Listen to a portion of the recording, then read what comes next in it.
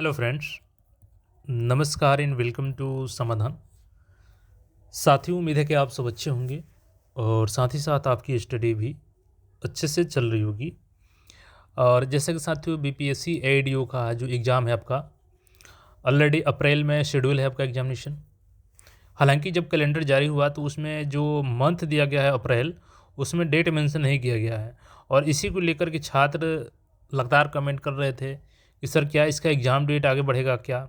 तो बिल्कुल आपको इस भ्रम में नहीं रहना है, वो चीज़ें तो हम लोग क्लियर करेंगे ही। साथ ही साथ अभी आपको बताते कि केवल 65 डेज आपके पास है, यानी कि अगर आपका पहले चरण में एग्ज़ाम पड़ जाता है तो 65 दिन है, यानी 65 से 75 दिन के बीच में सबका एग्ज़ाम होगा। जिनका लास्ट फेज में पड़ेगा उनको 72 से 73 दिन मिलेगा उनको।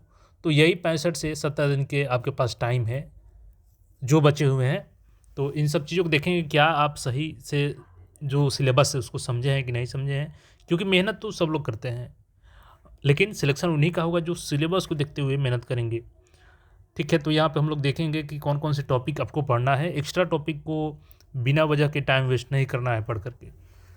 बाकी यहाँ पे देखिएगा, ये जो कैलेंडर जारी किया गया था, अभी हम लोग सिलेबस के एक टॉपिक को देखेंगे। देखिए, ये जो आपका only one phase written examination, देखिए यहाँ पे असिस्टेंट एजुकेशन डेवलपमेंट ऑफिसर 935 जो सीट है, अप्रैल 2026 लिखा गया है। रिजल्ट आपका जून 2026 में दे दिया जाएगा। अब छात्र यही बोल रहे थे कि सर इसमें डेट ही नहीं दिया गया है।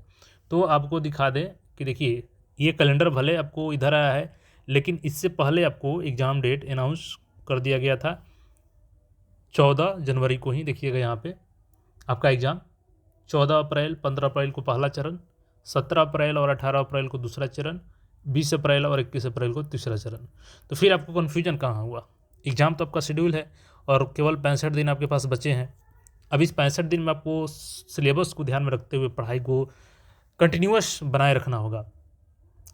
और एक चीज़ ध्यान दीजिएगा, देखिए आए दिन आप लोग सोशल मीडिया पे कुछ भी कमेंट करते हैं, तो देखिए अगर किसी चीज़ को आप प्रूफ नहीं कर सकते हैं तो प्लीज़ एलिगेशन लगाने से बचिए। ये नोटिस बीपीएससी ने जारी की और बताया कि इसमें जो जब एग्ज़ाम का डेट एक्सटेंड किया गया था, जो जनवरी में एग्ज़ाम होना था, तो सोनू कुमार जो ट्विटर हैंडल है, यहाँ पे सोशल मीडिया एक्स हैंडल है, उस पे आयोग ने सूचना प्रकाशित की थी और उस पे इन्होंने टिप्पणी किया था और यहाँ पे आपत्तिजनक टिप्पणी मेंशन किया गया है। फिर इनसे उसके बारे में संज्ञान लेते हुए इनसे समर्थन में उसके, यानी कि जो ये एलिगेशन लगाए थे उसका प्रूफ मांगा गया था इनसे और स्पष्टीकरण मांगा गया था, लेकिन ये नहीं दे पाए, साक्ष्य उपलब्ध नहीं करा पाए और गलत टिप्पणी का इन्होंने स्वीकार किया कि हाँ हमने गलत टिप्पणी किया है। तो आयोग ने इनको 3 वर्षों के लिए एग्ज़ाम से डिबार्ड कर दिया है। तो प्लीज़ आप सबसे रिक्वेस्ट है, क्योंकि आप छात्र हैं और आप देखिए ऐसे कमेंट्स करेंगे कहीं भी जा कर के तो नुकसान आपको ही होगा। अब इनको 3 साल तक जब डिवाइडेड कर दिया गया है, यानी कि ना तो ये 72 का एग्ज़ाम दे पाएंगे, ना ही एडीओ का एग्ज़ाम दे पाएंगे और आने वाले 3 सालों तक ये कोई भी एग्ज़ाम में अपीयर नहीं हो पाएंगे बीपीएससी के। तो प्लीज़ इससे बचिए। चलिए, अब हम लोग सिलेबस की बात करें तो देखिए यहाँ पे जो सिलेबस है, बिल्कुल सिलेबस को देखते हुए आपको पढ़ाई करना है, क्योंकि इतने कम समय में आप जितना अधिक मेहनत करेंगे आप सिलेक्शन के करीब रहेंगे। जून में आपके हाथ में ज्वाइनिंग रहेगा, यानी कि केवल इसमें मेंस और इंटरव्यू की झंझट ही नहीं है। देखिए, सबसे पहले तो हिंदी और अंग्रेजी को, इसको ज़्यादा लाइटली भी नहीं लेना है और ज़्यादा इसको लेकर के टेंशन भी नहीं करना है। आप इजीली इसको क्वालिफाई कर सकते हैं, लेकिन इसके लिए भी आपको कम से कम 1 घंटे का समय देना होगा। देखिए, इसमें आपके जो अंग्रेजी के 30 प्रश्न पूछे जाएंगे, इसमें आपको कम से कम 9 मार्क्स लाना ही है। 9 मार्क्स नहीं लाते हैं, 1 नंबर भी आपका कम होता है, बाकी का आप इसमें कितना भी अच्छा स्कोर कर लें, ये आपका चेक ही नहीं होगा।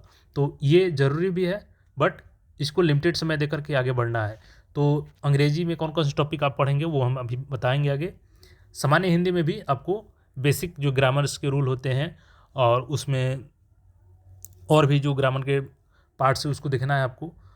सामान्य अध्ययन की बात करें तो यहाँ पे 100 क्वेश्चन आपके हैं, तो इसमें आप लोग सामान्य अध्ययन को अच्छे से देखिएगा, बिहार स्पेशल भी ध्यान में रखिएगा, प्लस करंट अफेयर को भी ध्यान से देखते रहिएगा, क्योंकि 15 से 20 यहाँ पे करंट अफेयर आपसे पूछे जा सकते हैं। ठीक है, तो करंट अफेयर्स का अच्छा खासा वेटेज रहेगा सामान्य अध्ययन में।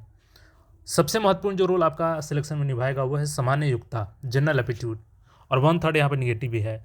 तो जितना अच्छा स्कोर आपका सामान्य योग्यता में रहेगा उतना नज़दीक रहेंगे आप सिलेक्शन के। अब एक बार सिलेबस देखिएगा कि सिलेबस में क्या क्या चीज़ें मेंशन की गई है, वो उसके बाद हम लोग बाकी चीज़ों को डिटेल्स में देखेंगे। अब देखिए जो इंग्लिश आपका क्वालिफाइंग इन नेचर है, तो आमतौर पे इसमें क्या आपसे पूछा जा सकता है। देखिए रीडिंग कॉम्प्रिहेंशन से आपका रहेगा, इसको देख लीजिएगा। स्पेलिंग एरर चेकिंग का ऑप्शन रहेगा, उसमें ऑप्शन दे दिया जाएगा और इसमें से कौन सा एरर है सही है उसको देखना रहेगा। इडियम्स एंड फ्रेजेस रहेगा, तो ये स्पेलिंग आपको देखना होगा, याद करना होगा, ये डेली रीडिंग से ही सही होगा आपका। इडियम्स एंड फ्रेजेस भी आपको याद रखने होंगे। वन वर्ड सब्स्टिट्यूशन ये सभी याद करने वाले हैं। साइनोनिम्स एंड एंटोनिम्स, तो ये भी आपको याद रखना होगा। इसके लिए आप कोई भी प्रैक्टिस लेकर के बुक कर सकते हैं। प्रीवियस ईयर क्वेश्चन अलग अलग एग्जाम्स के जैसे एसएससी के सब के देख सकते हैं। हालांकि इसमें ज़्यादा टफ नहीं पूछेगा आपसे, क्योंकि लैंग्वेज का केवल टेस्ट ही इसमें किया जा रहा है, लेकिन इन सब के बारे में जानकारी आपकी होनी चाहिए। आर्टिकल से पूछे जा सकते हैं आपसे प्रश्न। वर्ब एंड उसके जो फॉर्म है अलग अलग, उससे प्रश्न रहेगा। प्रीपोजिशन आप अच्छे से देख लीजिएगा। इसके बाद पार्ट्स ऑफ स्पीच देखिएगा, तो यहाँ से क्वेश्चन रहेंगे। सेंटेंस इंप्रूवमेंट्स रहेगा, सेंटेंस दिया रहेगा, उसमें आपसे पूछ जाएगा कि अगर इसमें कोई एरर है तो सुधार करें, एरर नहीं है तो उसमें आपको बताना होगा कि एरर नहीं है। तो जब तक आप इसको नहीं समझे रहेंगे तो कैसे आप उसमें डिटेक्ट कर पाएंगे कि हाँ सेंटेंस में कोई एरर है कि नहीं है। तो इससे ज़रूर क्वेश्चन आएगा आपका। हाँ, एक्टिव एंड पैसिव वॉइस से आपसे 2 से 3 क्वेश्चन रह सकता है। ठीक है, 30 में 2 से 3 क्वेश्चन आपको जरूर पूछेगा एक्टिव और पैसिव वॉइस से, तो इसको अच्छे से देखना है। डायरेक्ट एंड इनडायरेक्ट स्पीच से भी आपको रहेंगे प्रश्न। सेंटेंस रीअरेंजमेंट से आपका प्रश्न रहेगा। तो ये चीज़ें हो गई।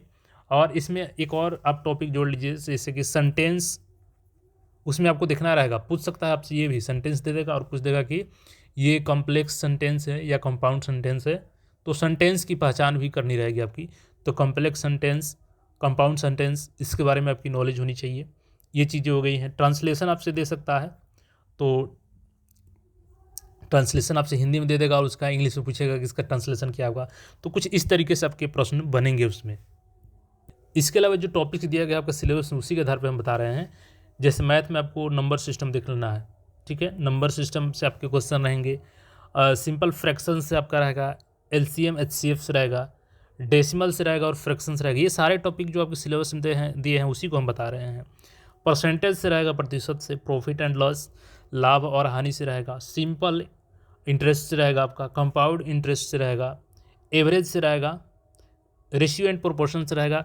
अब ये आप बोल सकते हैं कि सर ये मिक्सचर एंड एलिगेशन तो उसमें दिया ही नहीं है, लेकिन मैं आपको बता दूं कि देखिए ये जो रेशियो एंड प्रोपोर्शन दिया है ना, इसी के थ्रू आपको ये क्वेश्चन बना करके देगा। तो मिक्सचर एंड एलिगेशन जरूर आपको पढ़ना है। ऐसा मत सोचिए कि इसमें मेंशन नहीं किया गया तो नहीं पूछेगा, इसका क्वेश्चन भी पूछेगा आपसे। टाइम एंड वर्क का क्वेश्चन रहेगा। टाइम एंड डिस्टेंस का आपका क्वेश्चन आ सकता है। ये कुछ मोटा मोटी हमने टॉपिक बता दिया आपको मैथ्स एंड इंग्लिश का। बाकी हिंदी का आप लोग तो अच्छे से पढ़ ही रहेंगे। और अभी मैं जीएस का भी बता देता हूँ उसमें चल के। और ये जो पीडीएफ है ना, मैं टेलीग्राम पर डाल देता हूँ, आप लोग टेलीग्राम ज्वाइन कर लीजिए। मैं लिंक भी दे दूँगा, @समाधान बाय आदित्य सर्च कीजिएगा तो वहाँ पे ये टेलीग्राम चैनल मिल जाएगा। अब देखिए आपका यहाँ पे एक और क्वेश्चन हो सकता है कि सर जनरल एप्टीट्यूड में मैथ्स के कितने प्रश्न रहेंगे और रीजनिंग कितने प्रश्न रहेंगे। देखिए आमतौर पर कभी भी एग्जाम में जनरली आपको देखा जाता है कि रीजनिंग का वेटेज ज़्यादा रहता है। तो यहाँ पे आपको मे बी 40 और 60 का रेशियो देखने को मिल सकता है कि 40 मैथ रहे और 60 आपका रीजनिंग रहे। यानी कि जो रीजनिंग आपका 50 प्लस रहेगा और आपका मैथ्स 50 माइनस रहेगा। जितना इधर ये बढ़ेगा उतना इसमें कम रहेगा।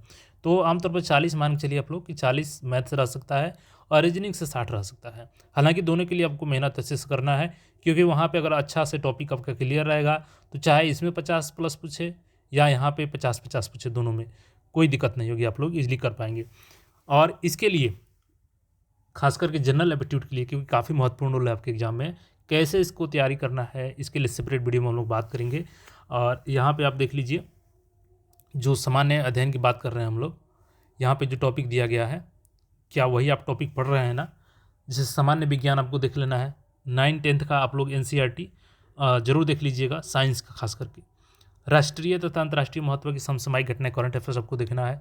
भारत का इतिहास तथा बिहार के इतिहास की प्रमुख विशेषताएं, तो बिहार स्पेशल भी आपको देखना है। सामान्य भूगोल, बिहार के भूगोल से अधिकतर प्रश्न आ रहे हैं आजकल एग्जाम में, तो ये भी देख लेना है। बिहार के प्रमुख भौगोलिक प्रभाग तथा यहाँ की महत्वपूर्ण नदियाँ, भारत की राज्य व्यवस्था और आर्थिक व्यवस्था, आज़ादी के पश्चात बिहार की अर्थव्यवस्था का प्रमुख परिवर्तन, भारत का राष्ट्रीय आंदोलन तथा इसमें बिहार का योगदान। तो देखिए आप पंचवर्षीय योजना को पूरे तरीके से कर लीजिएगा। जो आंदोलन थे महत्वपूर्ण उसको ध्यान में रख करके तैयारी कर लीजिएगा, ये जो टॉपिक्स हैं, भारत की नदियाँ यहाँ पे देख लीजिएगा, बिहार की नदियाँ, बिहार का भौगोलिक देख लीजिएगा, जो स्थितियाँ हैं, जो कहाँ पे कौन से, जो यहाँ पे नदियाँ कहाँ से बहती है, कौन सा प्रभाग में बिहार का कौन सा एरिया पड़ता है, तो ये चीज़ें आपको अच्छे से देख लेना होगा। और इसके लिए सामान्य योग्यता के लिए हम लोग कल सेपरेट देख लेंगे वीडियो में कि कैसे आपको तैयारी करना है कम समय में, इस बचे हुए 65 दिनों के समय में। बाकी इस पे जो क्वेरी हो आप लोग कमेंट करके पूछ सकते हैं, और उम्मीद करते हैं कि आप लोग अच्छे से तैयारी जरूर कर रहे होंगे, ताकि एक सीट आपका कंफर्म हो सके और जून में आप एज ए AEDO बन करके और अपने लाइफ में आगे बढ़ें और शिक्षा में योगदान दें। मिलते हैं फ्रेंड अपडेट में, चैनल को सब्सक्राइब करके जुड़े रहें। धन्यवाद।